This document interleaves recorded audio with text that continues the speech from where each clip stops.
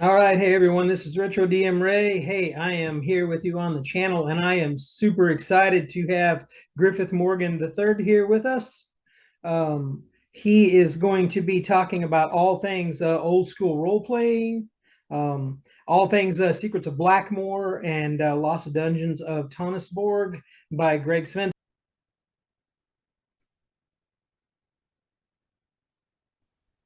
You do one thing and then it resets another thing, and it's hand holding you in ways you don't like. Right. And I have crazy hair because I've been wearing a wool hat all day, but I'll adjust my camera. How are you doing? Hey, I'm doing great. I'm glad to have you on the channel, man. Thank you so much for joining me. Oh, sure. I love gamers. I mean, Yeah, yeah. Yeah, me too. We're we're old the same guys. people. I've been playing since 1978, so I don't know Oh, how. okay. So, So you're like my age. I'm 59. yeah, yeah, I will be in October. Yeah, Okay. October what? 18. Oh, okay. I'm the 25th. Oh, whoa, cool. All right. So for those very minor group of people that don't know who you are, don't know what you've done, I'll let you introduce yourself. Tell everybody about what you've done in the gaming industry and maybe what you got cooking in the future and that kind of thing. So, Okay. Um, I'm just I'm a gamer, and I'm a gamer that happened to get together with his gamer buddy and decide to make a D&D documentary. And somehow we were kind of too dumb to not do it. And we actually made the first feature-length documentary about the history of dungeons, or the history of the creation of role-playing games, which ended up with Dungeons and Dragons. That's pretty much it in a nutshell. And we just pestered a bunch of old gamers and asked them what they were doing, and sort of pieced it together to figure out how it all started. yeah, it's really cool. I've watched it multiple times. For anybody that's on the channel, it's well worth watching. It is a super cool history of that kind of thing. I don't personally come from a wargaming background, so seeing Uh-huh. that past history for myself on that video is just really cool. And all the old school guys that all got that started and how that came about is just really interesting. They're all war gamers too.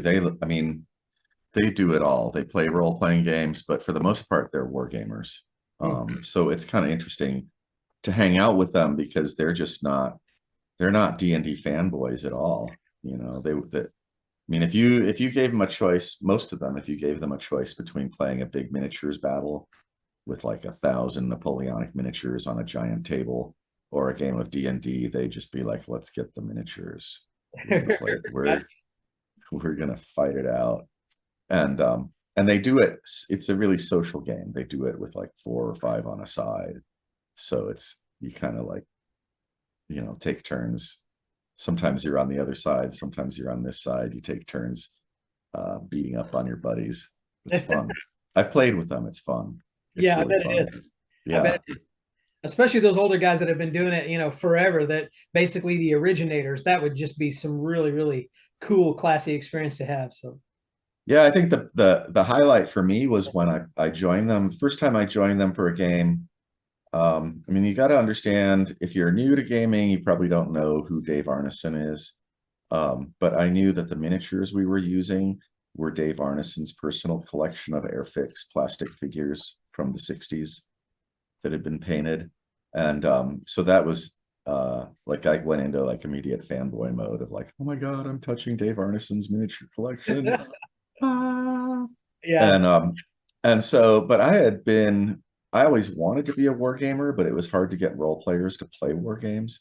So what I mostly did as a kid was I collected a lot of miniatures and built armies, and I never had anybody to play with. I've still got a box in the back room somewhere with like a 500 miniature medieval army somewhere. oh, wow. Um, and Yeah, but nobody would play them with me. So I had all the rules. I knew how it worked. I read all the magazines. So when I started playing, one of the players, who happened to be the high priest of the Temple of the Frogs in Blackmore, looked at me and he was just like, Griff, I didn't know you knew how to play miniatures. And I was like, yeah, Steve, I know how to do this. And then I was seated opposite him. So it was kind of like we had a quarter of the battlefield just to ourselves. and we were duking it out. It was really fun. And in fact, I always want to sit opposite of Steve because he is a really good war gamer and he will kick my butt, but it'll be fun. And so we kind of are always trying to play tricks on each other. And I don't know, it's just good gaming, right? Gaming is fun. Yeah, I like that social experience of it, that you can do it online, but it just doesn't compare to face, that social aspect. It's just there's no way you can get that, I don't think. Yeah. I ran when I go to conventions, I go to GaryCon is every year now. And I always try to bring some sort of old war game to show people what that is like, because it's mostly a role-playing convention because it celebrates Gary Gygax and his influence on role-playing games. But I bring the games that had an influence on the rules of Dungeons and Dragons. So I brought this time around, I brought Fletcher Pratt naval war game, and you use these big lead ships. I won't get up because I don't want to take off my headset, but I have all these lead models from, some of them are spotter models from World War II that they'd use to train spotters on actual ships during World War II. Wow. And yeah, I run that, you know, and people have a lot of fun. It's you've got ships and they've got hit points just like in D&D, and you shoot at each other and try to sink each other. And there's two sides, and the best part is that I start it and I explain the rules, which are really simple, and you use rulers to measure the distances. You have to guess how far away the enemy is, and then you measure it to see if you shot them. And then I get out of the way and I just watch a bunch of adult gamers start crawling around on the floor with little toy ships and measuring things with rulers and putting down. I use buttons to mark where the splash marks and the hits are. And I mean, it's hilarious because it starts out and everybody's standing back and you've got the ships on the floor. It looks, you know, like, oh, cool, we're going to play a World War II naval battle. 15 minutes later, it's like a bunch of guys crawling around with their shoes off, measuring things and acting like little kids. And I do that one. I also run, I have a copy of Dave Arneson's original rules for D&D aerial combat. And so he ran a lot of situations in his campaign where people would fight each other over the skies of the town of Blackmore. The bad guys would come riding their whatevers. And so I run a game where I have a bunch of gargoyles. What is it? Gargoyles, and there's everything you can think of that's in D&D that flies. They're there. I got Balrogs and vampires, and they're flying in over the city of Blackmore at night, and there's a big dogfight over the city between the heroes who are riding things like Pegasus and what's the other one? There's another one. They're riding like the lawful good flying creatures, and it's just fun, you know. And it's all mayhem. By the end of the game, half the people are dead and have crashed into the ground, and half the town is on fire because the gargoyles bring firebombs with them to drop on the city, and it's just chaos. It's great fun. Yeah. And you know, when you were mentioning about everybody just being crushed and dead there, I watched one of your videos.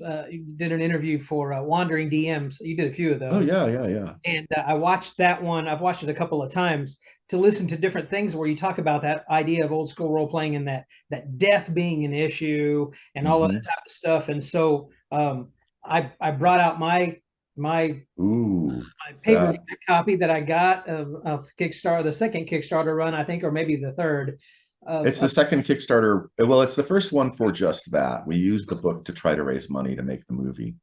Yeah. So anyway, you were going to say about that. Yeah. So the way that this is laid out and the way that you talk about how old school play really went down, I think there's a significant aspect to that.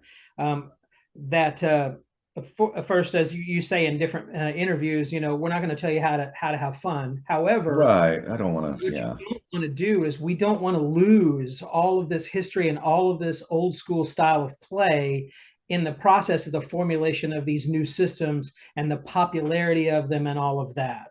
mm-hmm.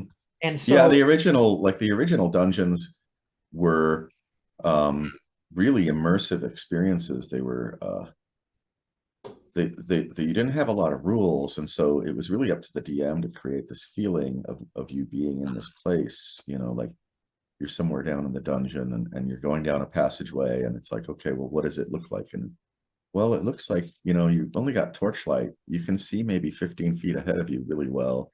You can kind of see about 30 feet out. There's like, you know, water dripping, and maybe it's cold, and there's actually like a fog forming, like a cloud is formed in the middle of the passageway. And the players are like, okay, well, we're gonna go into that fog and see what we find, right? And the whole idea is to create this evocative experience. So you don't really have a lot of special powers. The combat rules are really simple. The magic system is really simple. Your character sheet is tiny by comparison with modern systems. But what that does is it makes it so that your experience is really about you interacting with everything you find in this environment. And so you're not so much using things off your character sheet, but let's say you find a pit or something across the passageway, and one of the players is like, wait, remember a couple rooms back, we had that one room and there was that long piece of wood in it. We could like lay it over the pit and tiptoe across that or something like that. You're using the things you find in the environment to alter the environment. Mm-hmm. So it's a different play style, and you feel really tiny and small, and anything could come along and kill you, right? So you're really careful. It's really a lot more like an old Vincent Price movie with a haunted house. You're sneaking around and you don't know what's going to come out and go at you. I could go on about this forever, you know, but it is a different style. And so we're like, I think that some people have complained about the book, if there's too much stuff about how to run the dungeon. And it's like, well, we've written the book so that in 100 years, somebody can pick it up. And, you know, I mean, you got the paperback, those will last a long time, but the hardbounds like this one, you know, this is a solid book. It's got a ribbon, and it's made with archival paper. It has nice maps to look at in there. But this thing's probably going to last 100 years, and so in 100 years, somebody can read. Sorry, I'm going out of frame on you there. In 100 years, somebody can read that and maybe get an idea of what it was like to play Dungeons and Dragons when it was first created. Mm-hmm.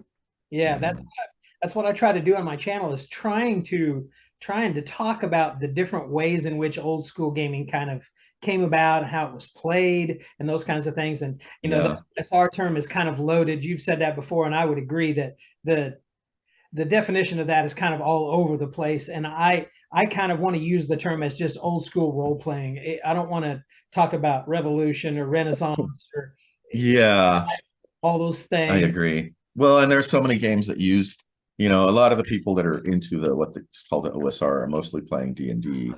I play D&D, but I also play other games, and so there are a lot of old school. I hate even the old school. It's not old. It's a really fresh play style that when you play a game, it's brand new and you can do anything you want with it, you know. So calling it that is kind of weird, because it's like it's here now. As a play style, it was invented a long time ago, but it's every time you use it, it's fresh and new, and it's happening right now in this second. Right. And that, you know, I think there are some of the differences between the new versus the old, if you want to use the old idea, is that in the new, you already have all of your front-loaded powers, your front-loaded abilities.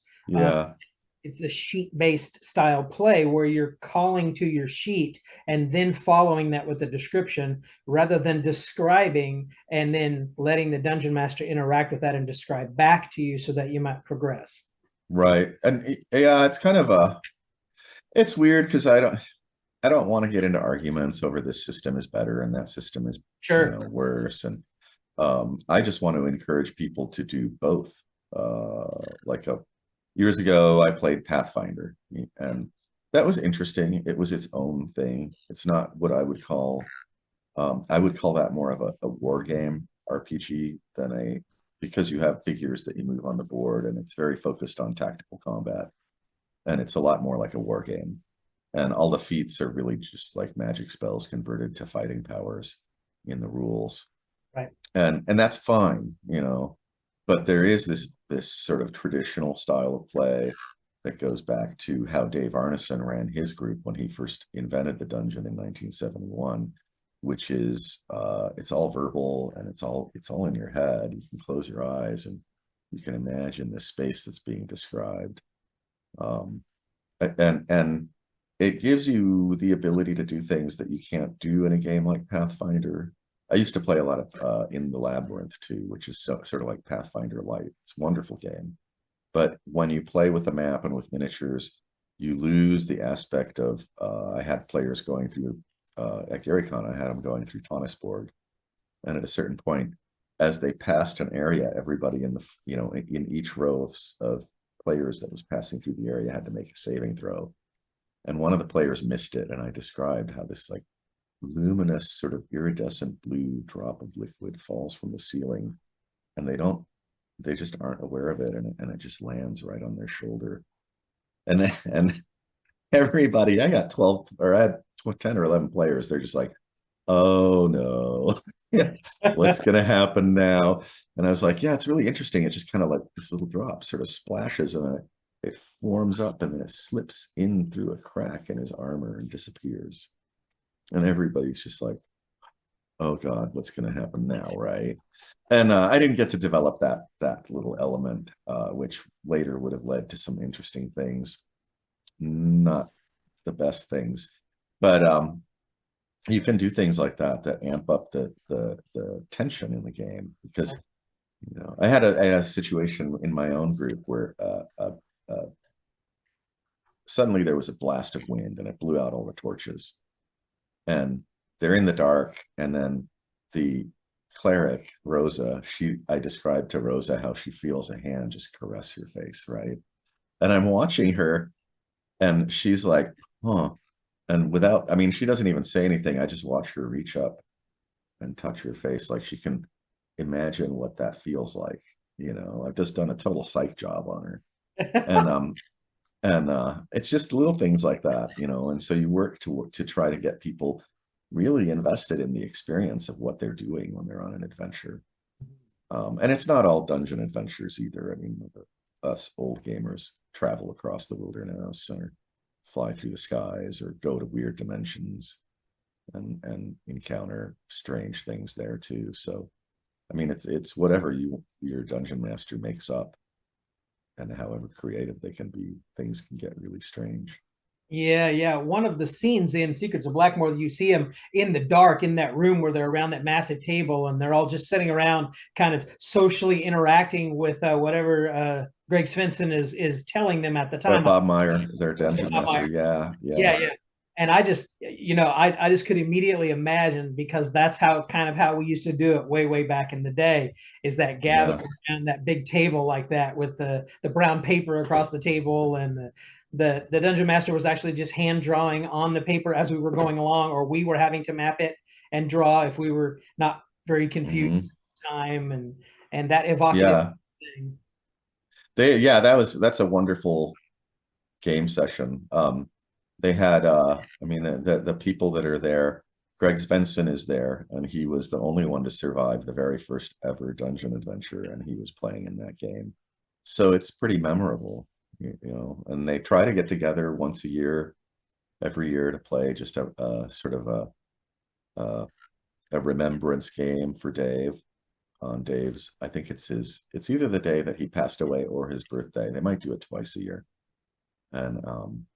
And like that, Dave's daughter was there, her son-in-law. I think his grandkids were running around in the background while they were playing. It's just magic to get all those people together. Yeah.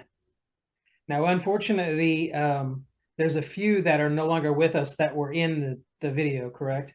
Yeah, we lost a few, unfortunately. We lost, Dave Arneson's father passed away this last year. To me, he was like one of the greatest people that ever lived, because he just was an amazing person. And who else? I don't know. I hate to think about it. We lost Jim LaFerrier recently. He was he was one of the most powerful wizards in Blackmoor in the early campaign. And just a really good guy. He worked as a doctor, and I'm pretty sure he donated time at Indian reservations as a doctor, like just a good guy, Okay. wanted to help people in real life too. Um, who else? Dwayne Jenkins. He was the first person to play a PC that was a vampire.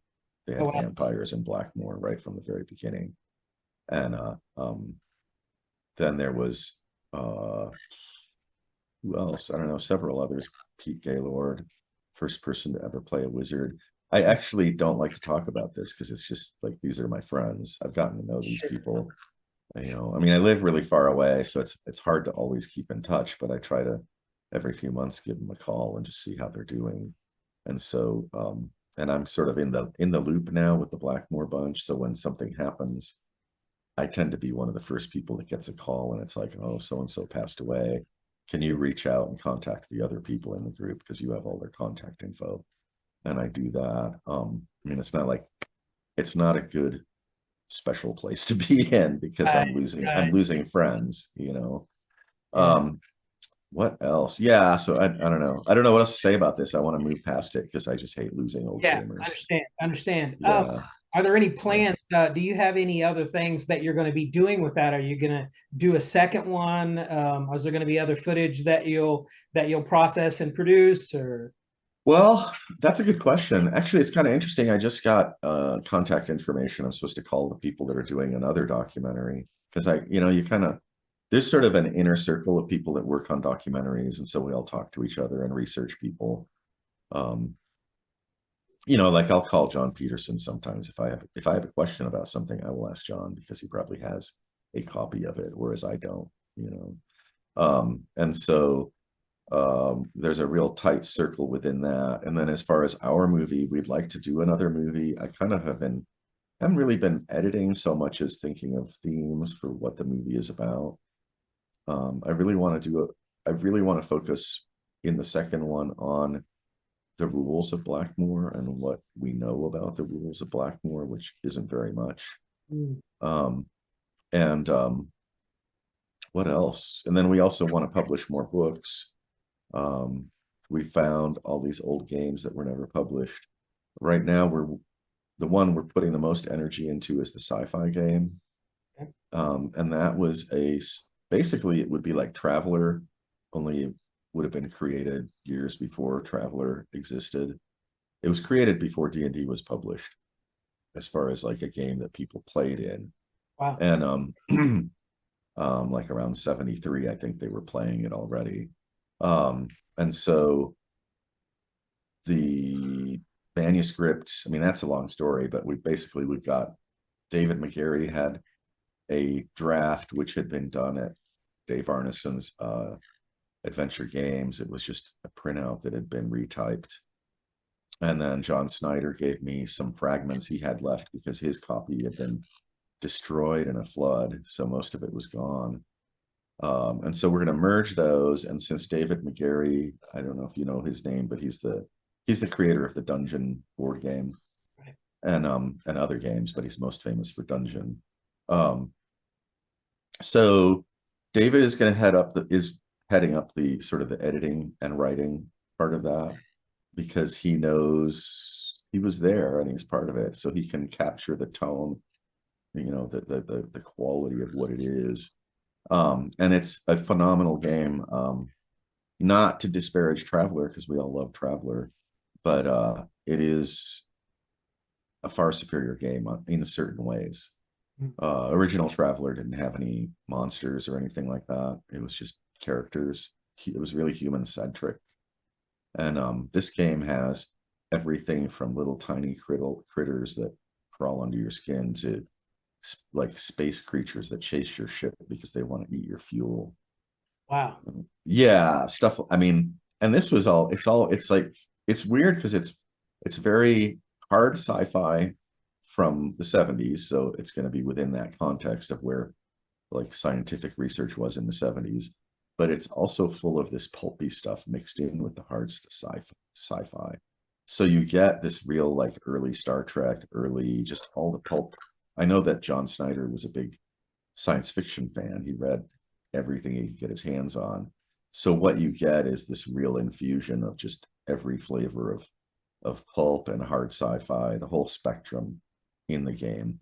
And he's got economics and you know, a whole history of the universe. And it's also interesting because when they played the game, the characters in John's space campaign found this planet and they went down to the planet. And when they got down there after a while, they realized that their spaceships weren't working and their technology was going kind of weird and they couldn't get off the planet. Well, they had landed on the planet Blackmore and they were in Dave Arneson's fantasy campaign on a planet. That's awesome. So, you know, they're merged together. I mean, the same can be said for you know, Dave and Gary, players were going between the cities and playing in Greyhawk and in Blackmore. It was something they did early on. So there was the community was really, it was an exciting time because everybody was together and they were enjoying the excitement of this new thing. And then there was M.A.R. Barker's Empire of the Petal Throne, which I don't want to go into all the social stuff about Barker, but he did create what is to this day the most culturally complex, most sophisticated fantasy. Well, it's science fiction really because it's set on a planet in the future. Science fiction, it's like a post-apocalyptic sci-fi setting that's on a planet that fell through a you know, like a gate into a pocket universe. So there are no stars, just the planets and the planet itself and the sun. And but that one was also connected to Blackmore because they at one point Arneson was playing with Barker and he found a magic device and he presses the button on it and it transports the entire party into Blackmore. And so then, I mean, it's described, you know, like these are the greatest dungeon masters of the era. You've got, aside from Gary Gygax not being there, you've got Arneson, you've got Barker, and they get up and they switch places, and suddenly Dave Arneson is now the dungeon master, and Barker is the player, and it's also, it was described to me as the players knew what kind of dungeon master Arneson was, and they had been spending years working up their characters. They had like 8th level, 9th level characters, and they were just like, we're all gonna die now. Like we spent years, real years developing these characters, and now we're playing in Arneson's world, and Arneson doesn't give a snot about our characters, and I mean, he's just known as like one of the most ruthless dungeon masters you could ever play with, and he's just gonna kill you. And so it kind of raised the tension for them as players at that point. But yeah, you have this, you know, all these worlds are connected, these fantasy worlds and these sci-fi worlds. They're all, even Blackmore had sci-fi. There's the what is it called? The Valley of the Gods or something like that, or Valley of the Ancients, where they find the ancient city, but really it's just a crashed giant spaceship that you're exploring. Yeah. Yeah. And so new systems, you see some new systems or campaign settings that are probably nods to that without directly stating that they're nods to that, you know? Yeah. Yeah. I see so many games. I mean, they're at a certain point you kind of run out of options for setting locales.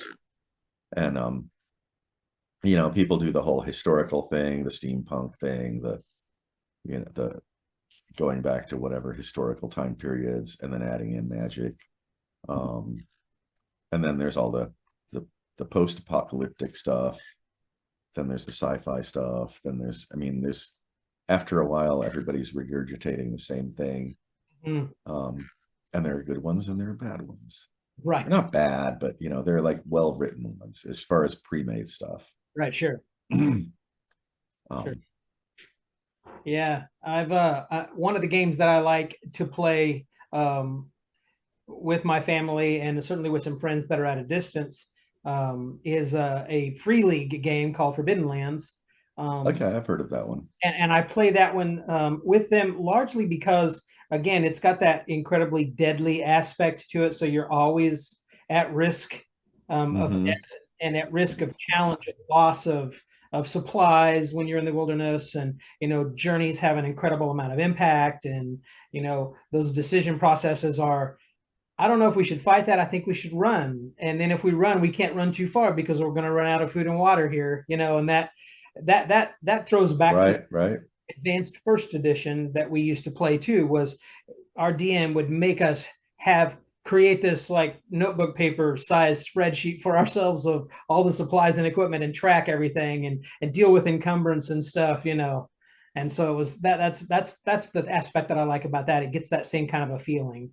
It's all resource management. I mean, that's also the difference between like there's a I've been told that there are 5e players that play 5e in a grittier manner, and so they don't have things like extended rests and they don't have death saves. It's just like until you get somewhere safe where you can rest and actually get your spells back, you're running out of spells, and so you got to think before you use anything in an encounter. And um and if you get killed, that's it, you're done. And so yeah, that was definitely part of the whole thing with the early on style is that management of resources between party members. You'd work together. It was really team oriented that way, because it was like, oh, who's got the rope, or does anybody have any extra rations, or are we going to have to eat our mules or something like that? I don't know. Right. Yeah, all of that. Yeah, that's I run fifth edition for my kids and my wife because they got into gaming really, really late. And so they come from gaming by way of Nintendo Switch games and those Right, things, and so that's kind of what they're used to. So I run fifth edition for them. I'll run some Pathfinder second edition for them because that's what they like, and I want to have fun with my wife and kids on. right, But I will stress to them, these particular rule switches are not turned on. The extended rest right, saves, and explain to them and let them know why. And they've played that enough that now I can pull them all the way back to Beck Me, or I can pull them all the way back to advanced first edition and come forward, and they're comfortable in all those environments because of right. off the switches of the new stuff. Yeah, There yeah. are ways to do it. Yeah, we in fact for the I was just working, I got a pile of papers over there.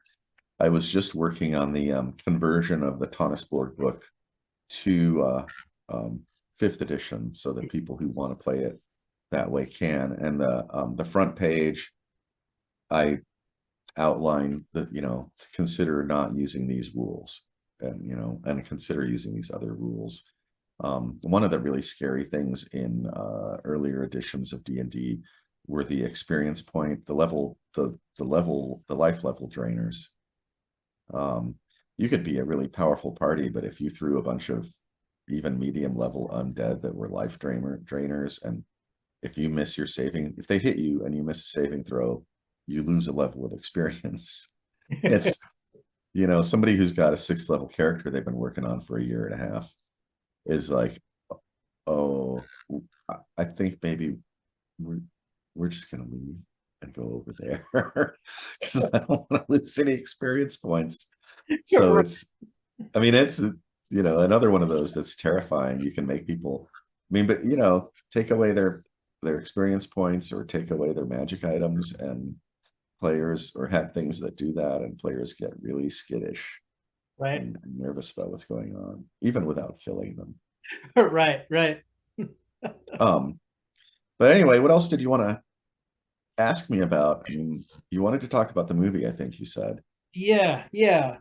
Um, so one of the things that I enjoyed about that was not only the history and the background of that, but listening to them, how they tell their stories as to, and then watching the video, how they resolved many actions. And if you look at your book, The Lost Dungeons of Tonisborg, a lot of the action resolution was just DM fiat, if you want to use that big term, Mhm. and a conversation with the players in that regard. Yeah, And it was rulings over rules, and then it was just like the toss of 1 or 2d6, you know right. that type of aspect. I watched an old video of Frank Mincer. I don't know when he did it. It was a long Hmm. time ago, and he was running a something at a small convention for a group of people, and he did the exact same thing. He said, "Hey, Yeah, that's the whole early style. Yeah. and just had his hand up and threw the dice behind his hand, and then said, "Okay, this is what occurs, based on what you said you wanted to do." And I I do just that. I kind of like I've kind of come up with something a little bit different in that I don't use strictly binary rolls. If you look at the rules for most games, they're really binary. Either you hit or you don't. hmm, Either you make your save or you don't. And so what I do a lot is, even though it's a 50-50 sort of odds thing, I'll just say like, okay, roll me a d20. hmm, And it's a luck die. It's a gray roll. Your chances are 50-50. If you roll medium, your result is going to be medium well. You roll high or low. I don't tell you if I'm looking for a low or a high roll for success either. So they can't cheat or anything. They're like, I got a 3. That could be incredibly good or incredibly bad. Um, and then I let the dice tell me what's going on. I didn't want to narrate an entire scene in a tavern, and at a certain point, a brawl broke out in the tavern the characters were in, and so I just had everybody give me a d20, and based on what they got, I told them their results, and it wasn't a not nobody was drawing swords or fighting to the death. It was like an old punch up in an old cowboy movie, only in a medieval tavern. sure. And so one of the guys rolled a 1, and when the whole thing ends, I'm like, well, you can't seem to find him. And so they're like, okay, well, we'll go outside. And I'm like, oh yeah, you see him over there. He's he's lying on the ground unconscious, and it looks like somebody has just smushed manure all over his face. Like they beat him up and knocked him out and then just smashed his face you know, in horse poop or something like that. And that was just letting the dice sort of guide me toward what is the worst thing that could happen and what's a reasonable thing that would be the worst thing that would happen in this. And another guy rolled low and somebody had stolen his sword. Um, just little things like that. I think some others did okay, so they weren't hurt. Like, one guy got a black eye, somebody got his sword stolen, and that one guy ended up outside knocked out. Hmm. Um, and I think that a lot of the older, I don't know if they do, I think they do a lot of like die rolling like that. They just use a lot of times it's 2d6 because it's based on reaction rolls in the original rules. Um, but I started just using a d20 because it gives me a bigger range. Um, but yeah, it is a different style like that, Yeah. definitely. Seeing that in the video was just, it was really neat. Those were aspects that, after all of the years of playing way back in the 70s, as we get older and all the things that we consume that change our memory, Right. in our lives, just the idea that the way that they did that and seeing that in the video was really, really cool to be able to experience that. We're going to take a break for a second, if that's okay Okay. with you. And then Yeah. we'll be back here in a little while and we'll wrap up our conversation together. Again, I appreciate you being on with us, and I'll Oh, see sure. you in just a little bit. But Yeah. when I said it so I could hear myself, it muted me. I don't know why they default to mute. I guess, I don't know. They Yeah, thought I yeah. was going to say terrible things. Let's try that again. Maybe we should just start over. Um, yeah, I love talking games, so it's no big deal being on your show, really. Yeah, I appreciate it. I did have a couple questions about Secrets itself that I thought you might share some insights with us about. Yeah, yeah. One of them is what was your favorite parts of actually filming? Like beyond being with your friends, of course. Oh, yeah. That's a good question. It's a tiny crew, and we were on a super tight schedule. We would shoot for 4 hours. We'd have an hour between locations. We didn't have it wasn't up to us to choose the locations since we were going to people's houses. So we'd spend 45 minutes driving and maybe stop somewhere for fast food, which fast food, when you're on location, when you're shooting for a couple weeks straight, you get sick of fast food. You just want like something like a real piece of bread and a piece of something in it, and like real food. Even restaurants, you just get sick of them. So, I mean, it's hard to think. I mean, the best part for me was getting the game with the guys, you know. That was always a blast. Uh I went back and shot some more stuff that isn't in the movie, and I gamed with them. I played a naval game with them. Um, yeah, that's the best part. You know, as far as interviews, they're all such a delight. Wesley is just wonderful to talk to. I mean, everybody in the movie, what you see is who they are. I feel like, they really come across. Um, Trying to think. Yeah, it's hard to pick one. And then some of them, it was funny because even Bob Meyer, he was like, "Oh yeah, I got interviewed by these other people, and I didn't feel like I did well, and I didn't really know what to say, so I didn't say a lot."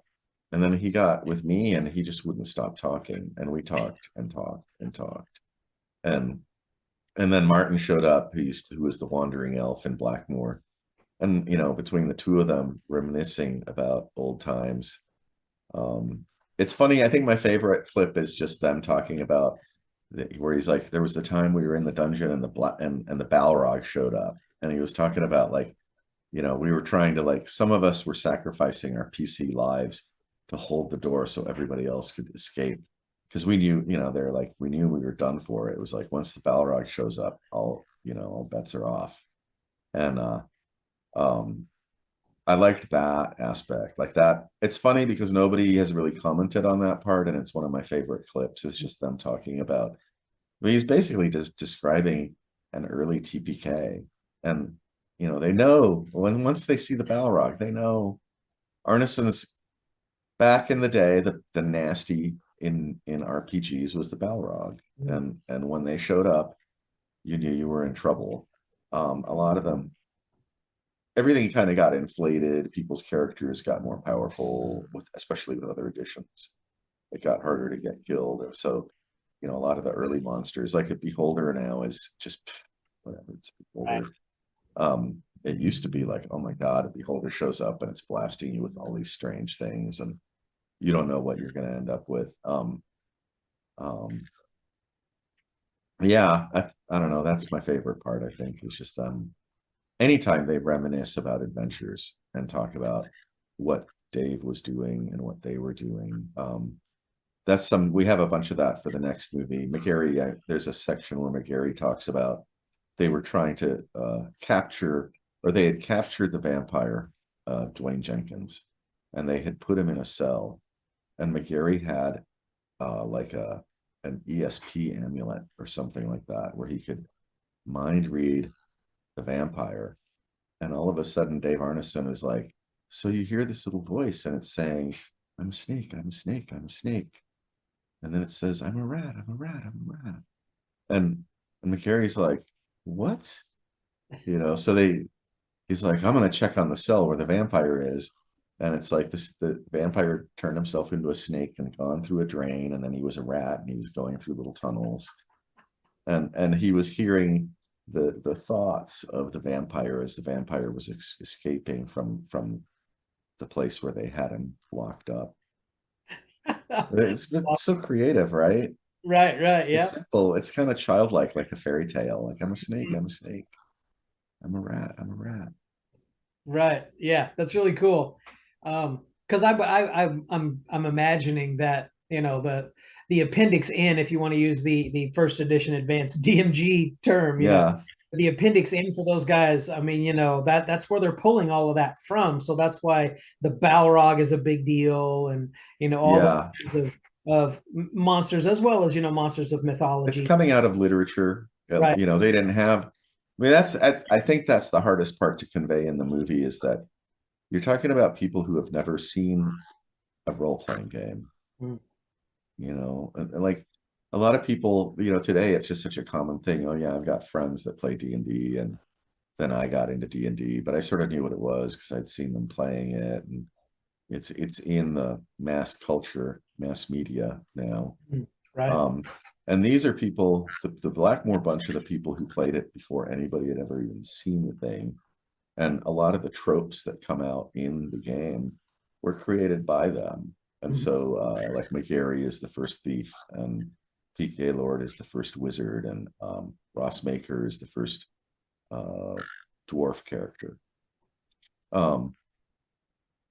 Yeah, so it's, I mean, I don't know, it's different if you're creating all the tropes instead of you know, and that, but that, and so you don't have any resources except for maybe you've read Lord of the Rings, or you've read some other book that was a resource, you Cool know, aspect reference. to not having something to draw on, that's readily available to everyone else. There's that uniqueness, that mystery of that. That's really cool. Like the even Arneson didn't really have a lot of resources for monsters, right? So he's using whatever he can think of. And one of the first, on the first dungeon adventure, the nastiest monster they run into is the black pudding, which was actually called a gray pudding back then. And it was just taken right from the old sci-fi horror movie, or sci-fi, it's a sci-fi horror movie basically, called The Blob. And so he had seen the Blob, and so he took the Blob and he put it in his dungeon as a monster. And that was one of the times where Dave Arneson once again does sort of an astounding thing. And he has his characters, they're in a passageway and they're exploring, and he says, okay, everybody get up, we're going to go to the laundry room. And they had this long laundry room, and there's a lot of pictures in there. It's kind of interesting. They use the laundry room as like a little side conference room. And so he's like, okay, this is the passage. I want everybody to line up the way you're lined up as the party going through the dungeon. And then he flips off the light and he screams. And then he flips it on and he's like, okay, that's where you are. Because everybody was like jumping out of the way and stuff. Right. And he's like, okay, this is what happened. And he's like, the scream you heard is the NPC at the front of the party that just got basically dissolved by this creature you ran into, which is the first gray pudding encounter. And so they had to sort of test it to figure out what would harm it, and they finally figured out that fire would work, and they succeeded in burning it with torches and oil and stuff. But I mean, that kind of inventiveness they're doing, that's kind of a LARP thing, right? Right. And so people think like, oh, we invented this live action thing that we're doing now. And it's like, Arneson was doing that in his basement from the very beginning in 71. Yeah. You know, I mean, maybe they didn't have the outfits on, but they were LARPing. Right. And so, and you can do that kind of stuff in a game. I do that a lot too. I have like, sometimes I'll have props that I hand to people. Like if you find a magic wand, I'll hand you a stick or something. Like, okay, this is your wand. You know, or if you find something that you want to examine, I like doing things like writing something on a piece of paper and folding it and handing it to the person. Like if they find a magic scroll and they're like, okay, I want to see what it is, I'll like slide them a note. And it could be something good or something bad. Right. The other players don't know. You know. When I was at college, and I'm normally a forever DM.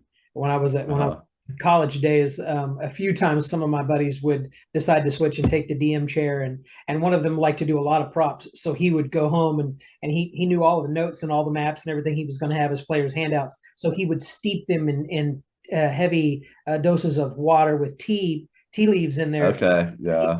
Around them as like parchment, and they would be all crinkly and stuff. So those are always little fun aspects at the table to have. The other one was the just water and ironing it. Right. Or even vinegar. I think vinegar and water when ironing it would do that effect too, or tea. Yeah, all of that. Yeah. Make the notes look really old. And that's another thing in the movie. There's the pages that the guys burned, and they have like wax seals on the communications, the communiques between the different people in the Napoleonic campaign that are half burned and sealed, like they were, you know, intercepted by somebody on a sinking ship and sent to a different direction or something. It's interesting. Right. What are some things in the secrets that you really didn't get to include, but you would have liked to? Well, the whole story of D&D is too big. I think that the other people that were doing documentaries, like there was the D&D, the documentary, I think that part of the reason they had problems was that the two sort of crew guys were who were equal partners, but they wanted to do an actual history of the game. The director wanted to do a movie that was more just about the popular culture impact Mm. of the game, which I mean, I saw some of it and they talked a lot about Vietnam and stuff like that. And it's like, I was a kid back then, but I know these guys, and Vietnam was not an issue for most of them because Vietnam ended in, what was it, 70, I don't know, maybe it was 71 or 74, something like that. D&D comes out in 74. Most of those guys are either uh they're all in college, so they're not having to go to Vietnam. Right. I mean, it was something they thought about, but it was not, it just wasn't an issue. So that was kind of interesting that he wanted to do that angle, and he wanted to talk about the rock and roll and all of that. And I've talked to the guys, and they were like, "Well, that was there, but it wasn't." Gamer culture is very insular, and I don't think that mass media really affects it. It's or at least back then it didn't. Now it's sort of there's sort of like it's a very fragmented. A lot of people like to talk about the gamer community, and it's like it's so fragmented by what people play and how old they are and Mhm. how they play, that I don't think you can just say like there's a D&D an RPG community. And I certainly don't want to be included in any sort of like broad thing like that, because I'm very specific about what I do. But Mhm. um yeah, so there was that movie doing that. I forgot what you first asked me, but I was just kind of going off about the different movies. No, no, that's fine. What didn't you get to include Oh that you yeah, I was talking about how big the story is. right? Um, the so yeah, that movie tried to do. I mean, I think that's what happens is they get bogged down. So when we were doing our movie, like our first rough edit that I showed to Chris, and Chris was like, "Oh, this looks like crap," and it's 6.5 hours long. It was like, yeah, I'm trying to whittle it down because we can only cover a portion of it. And so what got left out, a lot of people wanted to see, they wanted sort of stuff that would be um, rewarding to them as far as being a gamer, but the purpose of the movie was just to reveal the history of D&D. So we're not going to do like a million stories about what people's characters did in Blackmore. Um, so I mean, it's over 2 hours long. Right. I actually, and Chris wanted to cut it shorter, and I was just like, you know what, the movie just talks to you, and you make it however long it needs to be.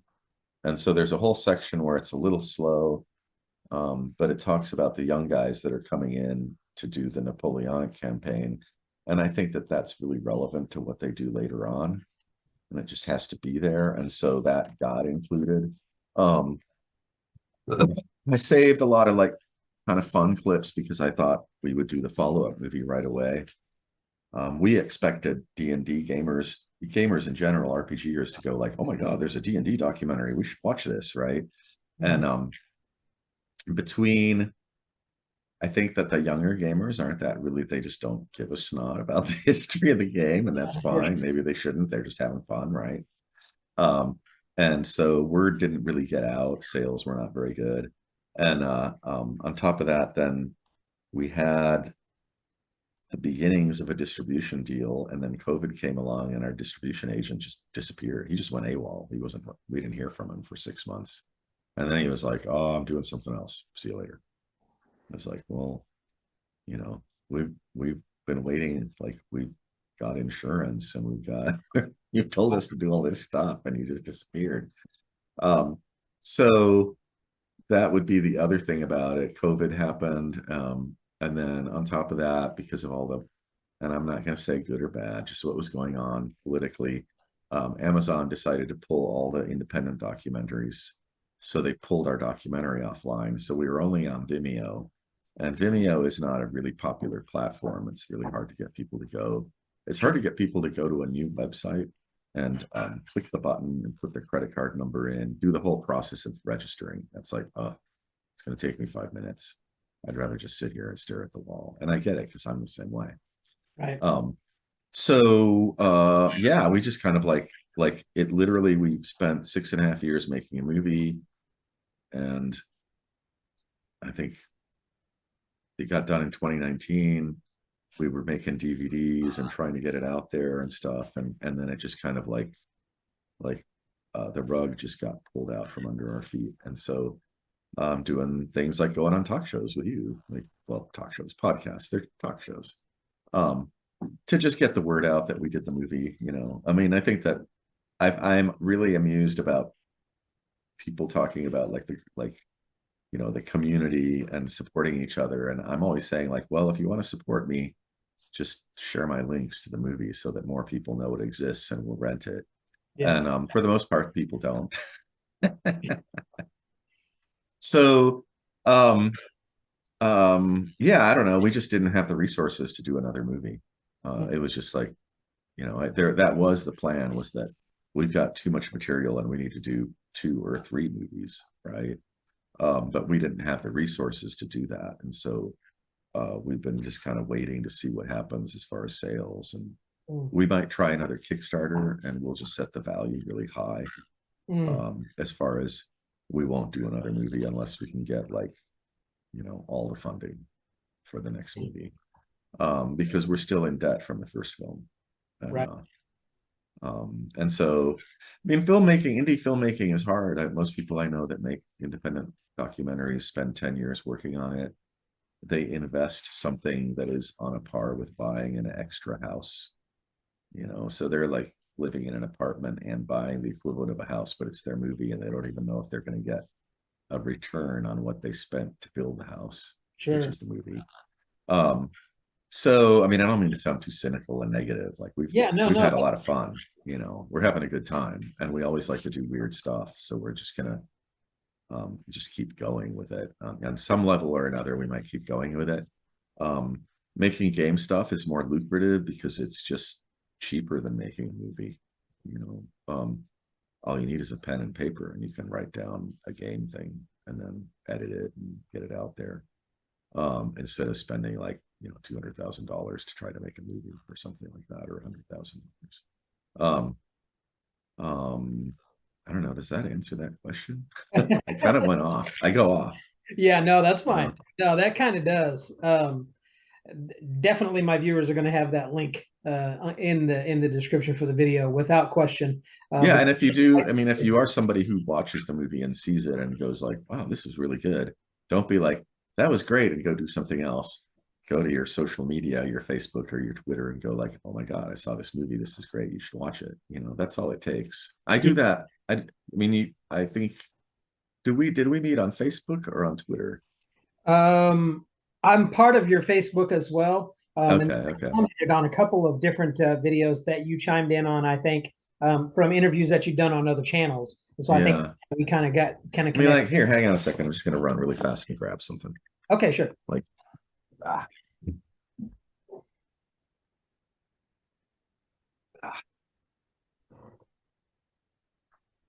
mean, talking about promoting people, like I talk to people that a lot of people may not like for whatever reasons, but to me, they're just game designers. So like I talk to RPG pundit Casimir Urbanski, and I support his efforts on his independent game design. I talk to the Red Room people. Recently, I saw this guy came up. I don't know where I see this image, right? And I was like, that looks beautiful. You know, like that art is cool. And so I was just like, okay, I need to have this book. It's got weird art in it. Wow. And so I just, you know, that's my big shtick is like all of us independents need to support each other. And so like, you know, he told me what it would cost with shipping and I just PayPal'd him the money. I was like, dude, I want to have a copy of this, you know?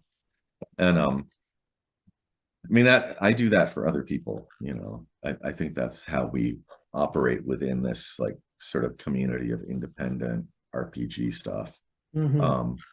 So yeah, I don't know, just trying to say like I do walk the talk. I don't just, you know, talk about like I want you to support me. It's all about me, you know. It's like no, we kind of help each other out, right?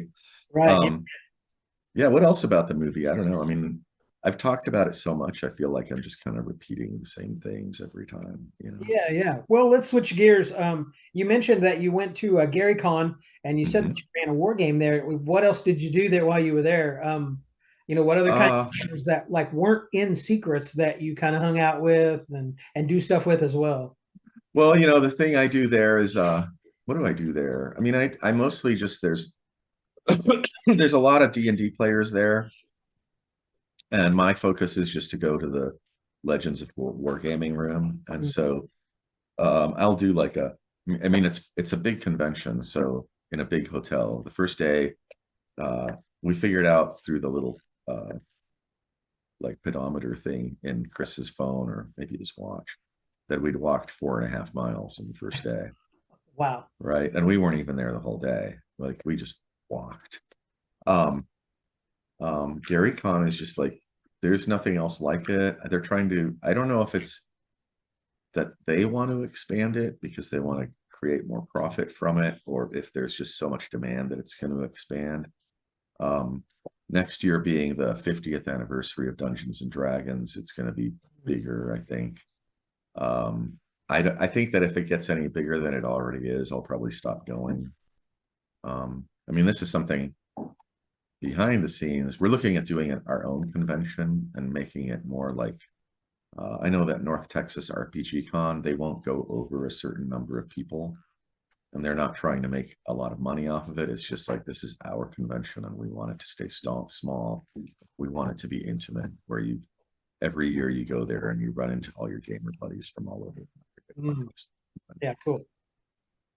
See, once again, I'm deviating, but yeah, that's what I do at GaryCon. Is I mostly go to I hang out with the old gamers and play games with them. I always try to play a game I haven't played before. Like, you know, when I was a kid, I always wanted to play Tractics. I could never find anybody to play it with me, so I actually played Tractics with the author and his son. I posted a bunch of pictures somewhere. Maybe it was on the Facebook page, a bunch of pictures of me playing Tractics, or maybe I did it on my blog too. And so that was kind of cool. That's always the highlight for me, is I try to get into at least one game that is different from, I know what role playing is like, I've done it, you know, and so I try to find a war game or something like that that's really different. And then it's usually a lot of talking to people and just, you know, I a lot of networking with people that are indies, trying to see what we can do to help each other out. I think the indies, like, we all realize we're not in competition with each other. Like, you know, if somebody buys this book, they're a gamer, they're into weird stuff, they're probably going to buy, you know, these guys, which I'll show off again.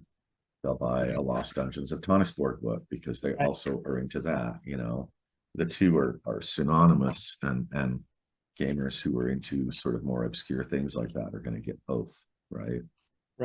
And so I do a lot of that, just talking to people. I don't know. And then I have people that I know that I met, like people that just ran in games with me or something. I mean, I feel bad. Like, there was a guy that came up and talked to me, and my brain just had a hiccup and I didn't remember who it was, but I knew him from previous year, and we talked on social media, and I just had you know, like, I was so busy running around talking to people that I didn't remember who it was. And now I feel really bad because I was like, oh, it's, you know, it's that guy. Like, I really wanted to talk to him, you know, but I just had like brain damage for a second. What else do you do there? That's pretty much it. It's just like a lot of gaming, you know, but for me, a lot of just talking to people and meeting people that I have never met before. I ran into a bunch of people that I know through their podcasts, like the Dungeon Delver, who's been doing a lot of podcasts covering the whole. He started really booming around the OGL thing, and has been really following all the WotC ridiculousness. And so I got to hang out with him, and that was really fun. He's just a really nice guy, you know. And lo and behold, we're both gamers, so we got stuff to talk about, right? So yeah, go watch the Dungeon Delver on YouTube. I think he's great. What else? Who else? I ran into Venger, Satanus, and I mean, it was just funny because it's like, you know, this guy just shouts my name, Griff, from down the hall, and I turn around and I'm looking for a second, and I'm like, oh my god, it's Venger, you know. So I ran over and just gave him a big hug, and I was just like, I mean, I didn't have a lot to say. I was just like, I'm so tickled to meet you in person. That's kind of the whole thing with conventions, is you have all your internet friends that you talk about gaming with, and when you can all get in one place, even if you just, like with Venger, I don't know if it's Venger or Venger. I call him Venger. For revenge, the Revenger. 80s D&D cartoon, right? Yeah. But I mean, we literally spoke for 5 minutes. And then he was like, oh, where are you going to be? And I told him, and it was like, where are you going to be? Okay. And we just were so busy talking to other people. We never touched bases again. It's just a scramble, a mad scramble. It's fun. Sure. Um, I mean, that's the highlight. I ran into Zach, Xenopus Dungeon, Mm, and we talked briefly in the hallway. And I just genuinely, like, he's another person like Venger that they're really nice people, and you just want to be friends with them. They're just like, wow, this is somebody I can hang out with. right. And but we ran into each other in the hallway. We talked for 5 minutes, and then we were both off doing stuff. Like, I'm sure he ran like 6 games, or I mean, like some ridiculous number of game sessions. So he was just always running something, or our schedules were not matching. So if I was running something, he wasn't. Um, Same thing. I mean, I'm trying to think of what else I do. I mean, the big hit this year, the big bomb was Fight in the Skies, or Battle in the Skies, the fantasy game. For some reason, I think it's because they scheduled it opposite of Fight in the Skies, and so the people who would play the game were more likely to just play Fight in the Skies Mm, over my game. Um, and so I had one player show up. But then that was interesting because all of a sudden this guy shows up out of nowhere, and it turns out it's Phil Grant, and he's an original player from the Blackmore Bunch. wow. And I had never met him, and I didn't even know he was alive, to be honest with you. So I ended up talking to Phil Grant and getting his information so I can maybe go interview him at some point. Um, that was exciting to me. And the guy that showed up for the game, that we were basically just looking at the rules and the map and sort of like, well, we can't play with two. It's a 12-player scenario. You can't really play it in two.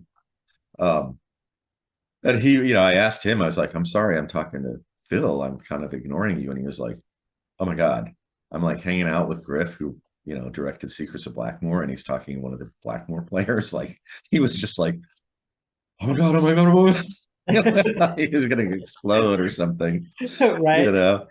And I was like, yeah, but I don't want to be a jerk, because it's like, I mean, that's the thing. I identify myself because I'm on your show. I'm just a gamer like you. When you go to the big conventions, that's what's so sort of wonderful about the real gaming community that you find if you go to conventions. I mean, there's like your gaming community of your house group, and then there's sort of like convention culture, is that you can walk up. Like, my perfect example was my first time at GaryCon.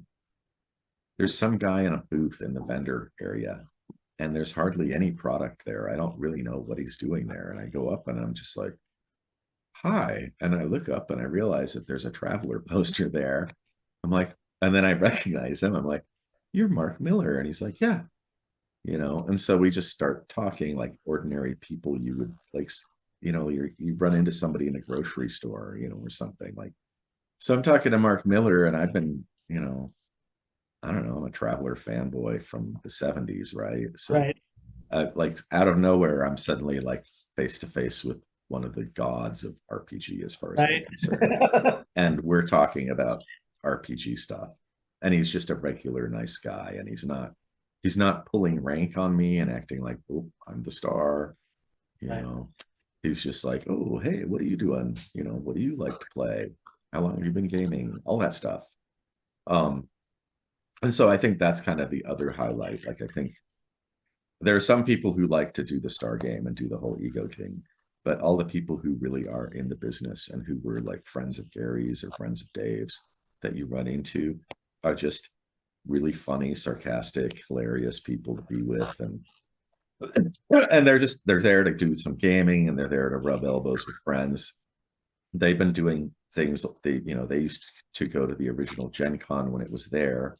Mm, Um, and so you will run into people who were like, yeah, I was at the second Gen Con, or I was at the first Gen Con.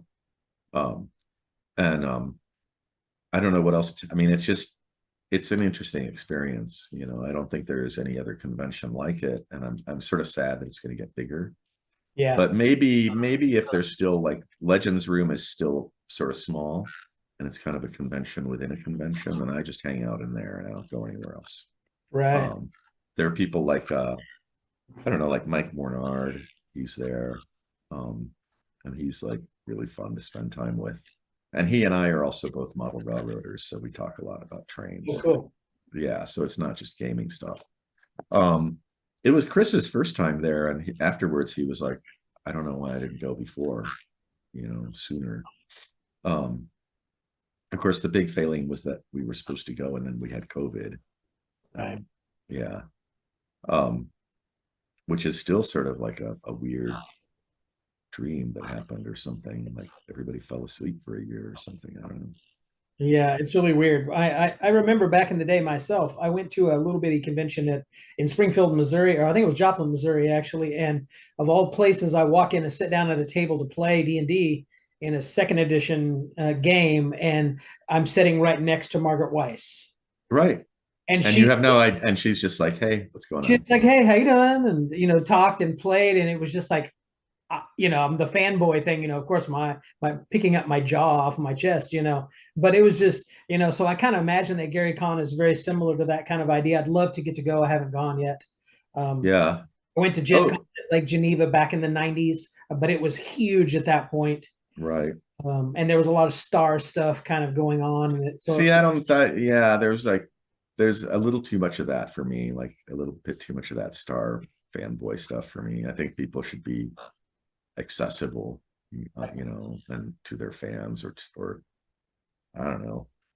I mean, I have worked in media, and so I met a lot of famous people. And when when it's not an event like that, most people are just people. right. And so that's what I love about the game conventions. It's like people are just people. Yeah. Another really good one I'm hearing is North Texas RPG Con, Mm.